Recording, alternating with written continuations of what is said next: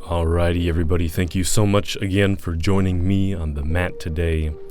We have an amazing practice for you, continuing our Yoga for Beginner series, our 4th day today.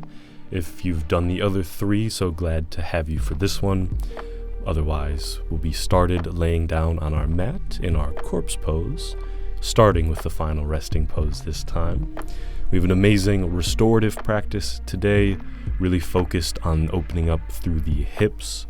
We will maintain ourselves on the ground today, opening through those hips, the lower back, with a tiny bit of core work with some bridge flows. Otherwise, maintaining ourselves on the mat in our corpse pose, sinking into this practice, observing the breath for now. If Ujjayi breath is in your practice, we will engage that as well, however, absolutely not necessary. Just ensuring you flow with your breath. Yoga is breath, breath is yoga. Using your breath to move from position to position. We have our flow and breathing into the space that you create in your body, especially a practice like this that we're doing today, where it's a slower vinyasa flow. You have more time to sink into this practice. There shouldn't be much, if any, struggling, pain, or exertion today. If there is, you've gone just a little bit too far, and to back off a little bit. Slow is absolutely fine. And we'll go ahead and get started with our half-wind release pose, bringing your left knee up towards the chest, grabbing onto the outside of the shin or knee, maybe the back of the thigh if that's more accessible, and slowly rocking that back and forth. Getting some movement into that left hip socket, maintaining both shoulders and hips on the ground. Maybe flexing the right foot, keeping that right hip on the ground as you counterbalance with the left knee moving to the side, back and forth. And left leg extending up. We're going to grab the outside of the left knee with the right hand as you slowly twist the left knee over towards the right for our supine spinal twist pose, Supta Matsyendrasana 1. Extending your left arm away from you, looking towards your left hand and beyond. Right leg is straight. Left knee may or may not come to the mat or the ground, and that is perfectly fine. Wherever you are at, just sinking into this practice.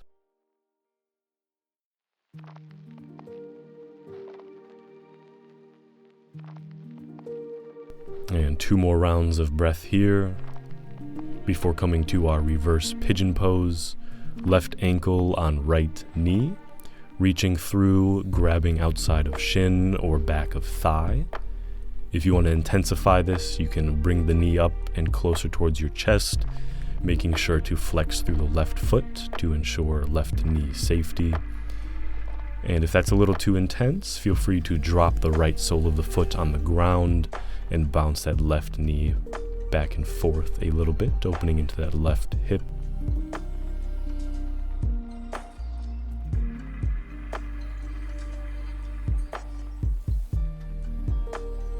And 2 more rounds of breath here before dropping right sole of the foot if it's up, not moving your legs at all, just dropping them both to the right so the left sole of the foot is on the ground with the left knee pointing up, outside of the right leg flat to the ground. If the left knee is coming towards you, feel free to use your right hand and push it so the knee is pointing up. Feeling a wonderful stretch to that left IT band and hip. It's our reclined half cow face pose, Supta Ardha Gomukhasana. Staying here.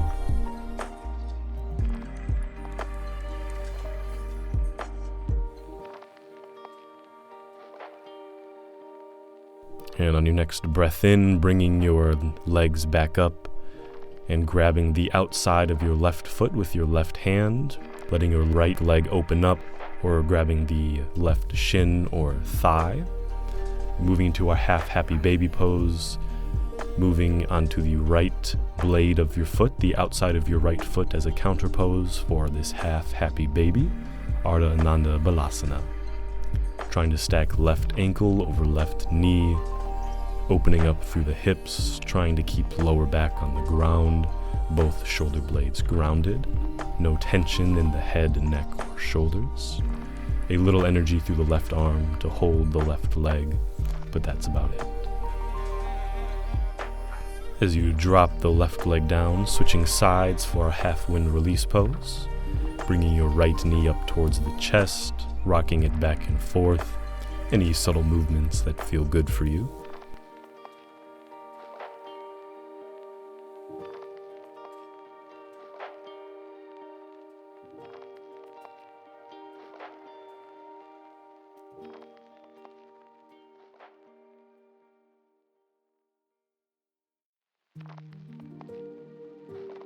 And on your next breath, taking left hand to outside of right knee, breathing in and breathing out, folding that right leg across your body, left hand to right knee, left leg straight, right arm out to the side, looking past fingertips on the right side.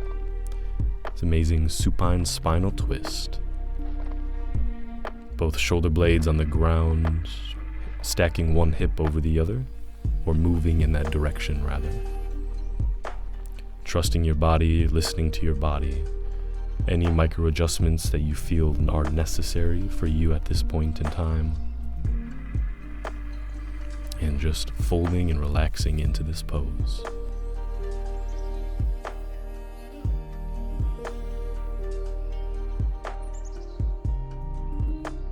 Before coming to the reverse pigeon pose, your right ankle on left knee, lifting up, grabbing the outside of your shin or back of thigh, bringing knees in towards your body to intensify, or dropping left sole of the foot to let off just a little bit.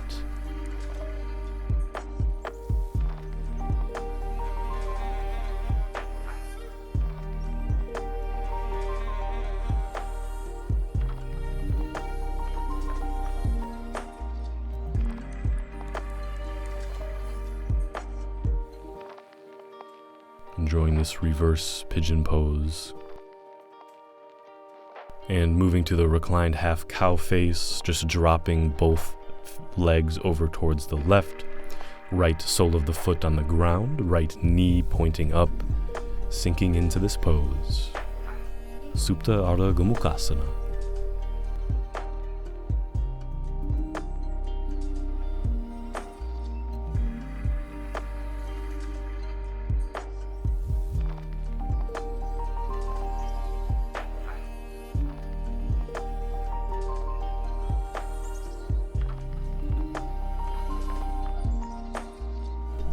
And 2 more rounds of breath here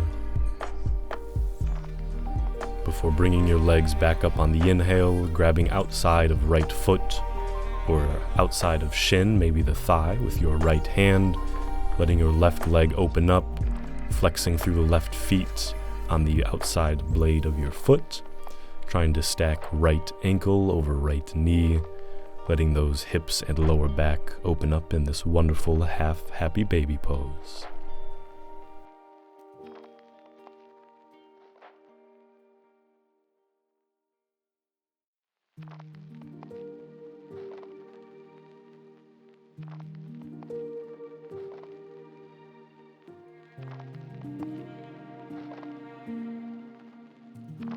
And last round of breath here before bringing your left foot up as well for our full happy baby pose, Ananda Balasana. Grabbing the outside edges of your feet, outsides of the shins or back of thigh, lifting the knees up towards your armpits. Elbows inside knees to help splay them out a little bit. Ankles over knees is the goal here, moving in that direction. As you keep the lower back on the ground, hips on the ground, as you keep lower back on the ground and shoulders grounded as well. Opening up through the hips before we move through a few bridge pose flows. Dropping your feet, close towards your hips as you lift the hips up.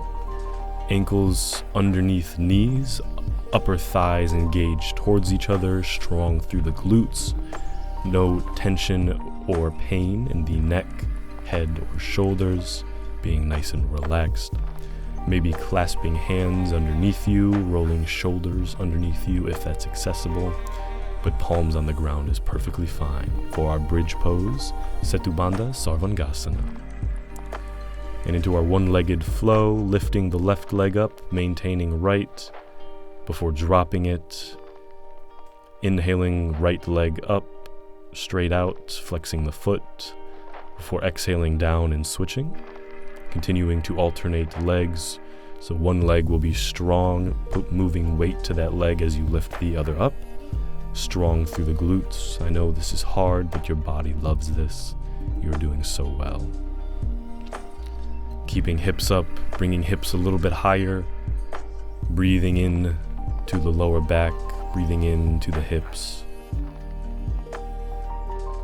Space between chin and chest as you lift one leg, dropping that one, lifting the other.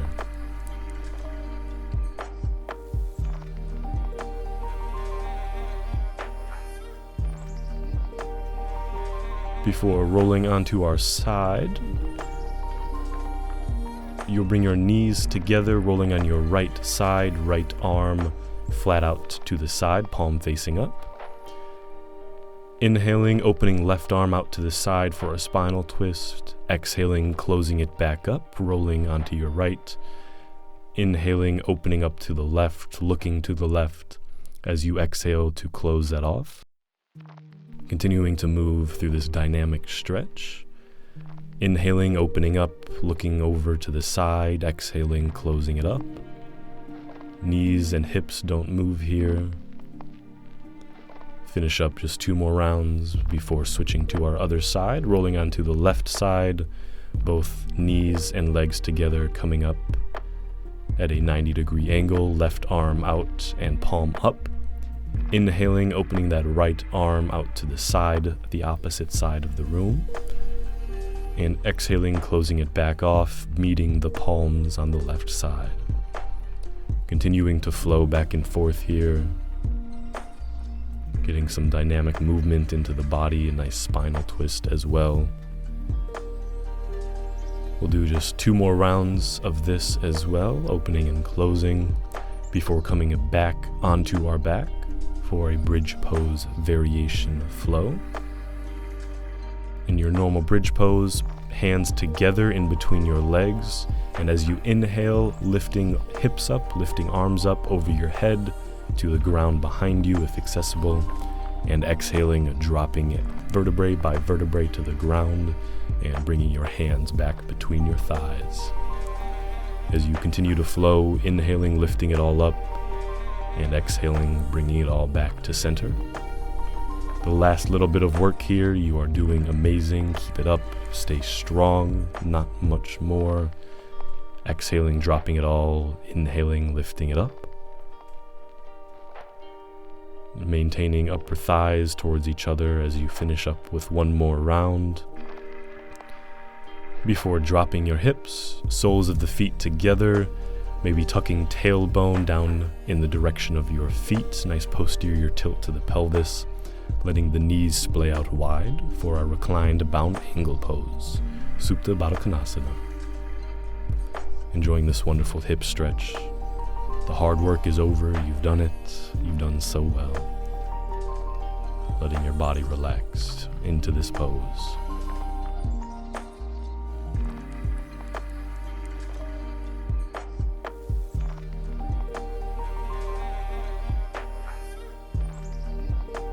And moving your hips to the left side of the mat, walking your feet out to the right side of the mat, as your arms come up and over to the right side of the mat for banana pose. Left ankle over right, maybe grabbing right wrist with left hand. Breathing all throughout that left side body for this delicious stretch. Trying to move that left hip bone in the direction of the ground it may not fully reach, but moving with intention. letting that sink down, feeling that heavy weight of gravity assist you as you relax into the pose.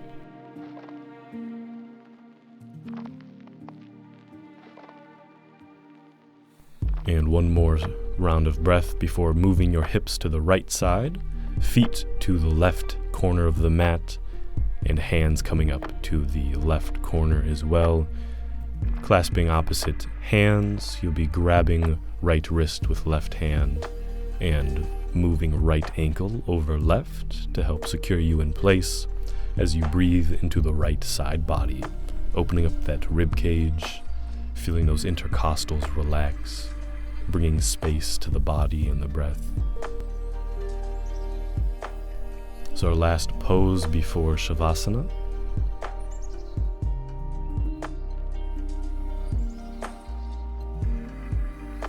And moving into our Shavasana, it's a little more dynamic, having left hand on heart, right hand on belly for our 3-part breath. First, breathing in to the lower abdomen, moving the breath up into the chest, finally up through the neck and head on the inhale as you exhale in reverse, emptying the head, the neck, down into the chest before emptying out the abdomen. Continuing to flow this way, breathing into the lower belly, breathing in to the hand on your chest, into the upper back, up through the head and neck, and exhaling in reverse, down through the head, through the chest and upper back, emptying all of that out before finally expelling the air from your lower belly. Nice, smooth, rhythmic breaths. As you continue on your own, we'll do 4 more rounds of this breath work before settling into our Shavasana for the remainder of your time, and I will call you back when it's time to finish.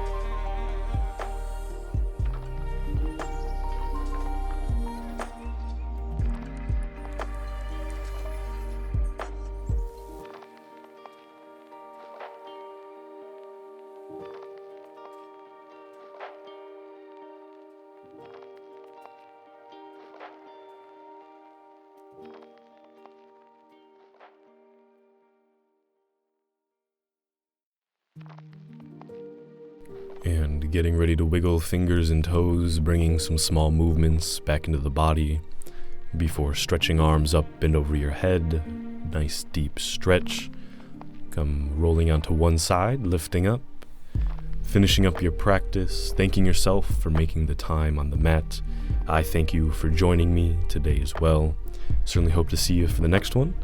Otherwise, hope you have a blessed day, and until next time, namaste.